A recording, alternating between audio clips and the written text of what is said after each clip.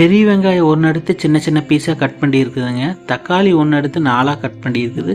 கருவேப்பிலை கொஞ்சங்க, புளி கொஞ்சம் எடுத்துருக்குது.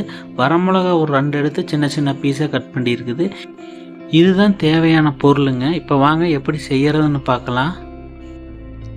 ஒரு மிக்ஸி ஜார் ஒன்று எடுத்துக்கலாங்க. அதில் பார்த்தீங்கன்னா பெரிய வெங்காயம் போட்டுக்கலாம். அடுத்து வரமிளகா போட்டுக்கலாங்க.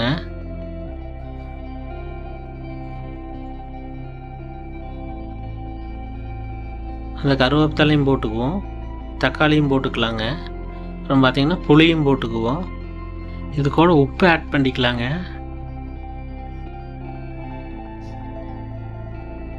கொஞ்சமாக தண்ணி ஊற்றி நல்லா பேஸ்டாட்ட அடித்து எடுத்துக்கலாங்க. இதை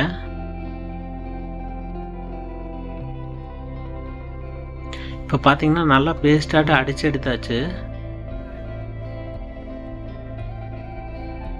பார்த்தீங்கன்னா தோசைக்கல் ஒன்று எடுத்து தோசை ஊற்றிக்கலாங்க.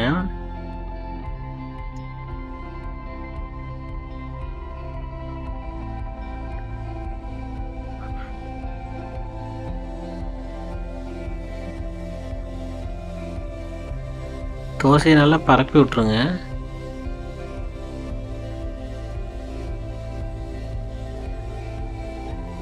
தோசை ஒரு 2 நிமிஷம் நல்லா வேகட்டுங்க.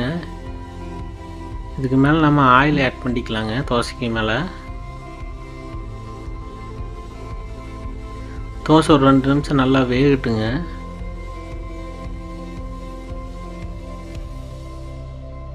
பார்த்திங்கன்னா ஓரளவுக்கு நல்லா வெந்துடுச்சு.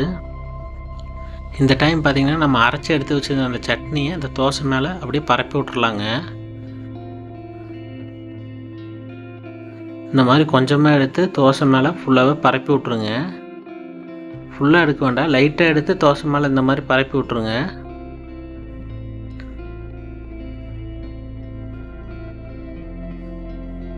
எல்லா பக்கம் சட்னி படுற மாதிரி பரப்பி விட்ருங்க. அப்படின்னா தான் காரம் எல்லா பக்கம் ஈவனாக இருக்கிற மாதிரி இருக்கும். இது பரப்பி விட்டுட்டு ஒரு 2 நிமிஷம் நல்லா வேகட்டுங்க. 2 நிமிஷம் வெந்ததுக்கப்புறம் ஒரு முட்டை ஒன்று உடச்சி ஊற்றிக்கலாங்க. முட்டையை உடச்சி ஊற்றி இந்த முட்டையுமே நல்லா உடச்சி விட்டுறலாம். எல்லா பக்கம் படுற மாதிரி நல்லா பரப்பி விட்டுறலாம். இதையுமே ஒரு சின்ன கரண்டி ஒன்று எடுத்து எல்லா பக்கம் படுற மாதிரி இது பரப்பி விட்ருங்க. இந்த முட்டையை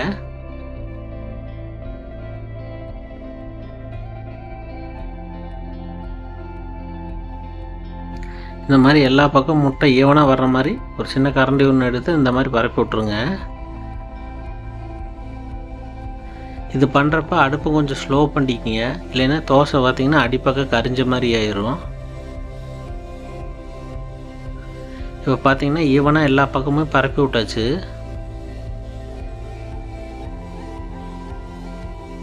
இது ஒரு 2 நிமிஷம் அப்படியே விட்டுறலாம். நல்லா வேகட்டுங்க. அந்த முட்டையெல்லாம் நல்லா வேகணும்.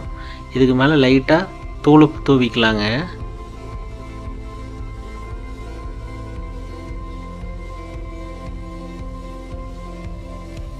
2 நிமிஷம் நல்லா வேகணுங்க. அந்த முட்டையெல்லாம் நல்லா வேகிறனால ஒரு 2 நிமிஷம் அப்படியே விட்டுருங்க.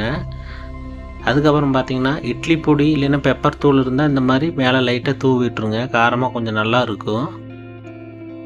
நான் பார்த்திங்கன்னா இட்லி பொடி தான் தூவி விட்றோம்.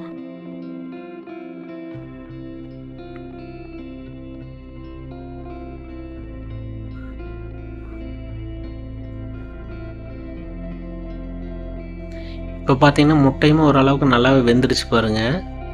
இப்போ தோசையில் சைட்லாம் லைட்டாக எடுத்து விடுங்க. ஏன்னா தோசை கொஞ்சம் வெயிட்டாக இருக்கிறதுனால கிழிஞ்சு போயிடும். அதனால் இந்த மாதிரி சைடில் லைட்டாக எடுத்து விட்டு அப்புறம் திருப்பி போட்டிங்கன்னா தோசை கிழியாது.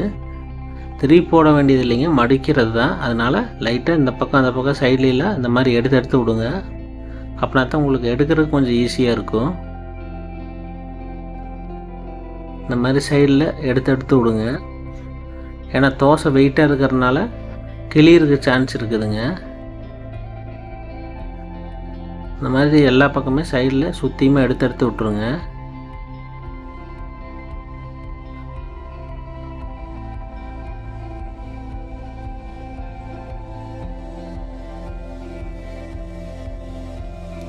இப்போ பார்த்தீங்கன்னா நல்லாவே தோசை வெந்துருச்சு பாருங்கள்.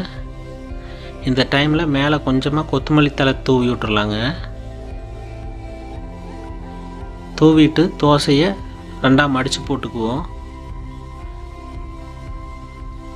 இப்போ பார்த்தீங்கன்னா சுவையான கார முட்டை தோசை ரெடி ஆயிடுச்சுங்க. இந்த மாதிரி செஞ்சு சாப்பிட்டு பாருங்கள், ரொம்ப டேஸ்ட்டாக இருக்கும். வீடியோ பிடிச்சா இந்த வீடியோக்கு ஒரு லைக் பண்ணிக்கங்க.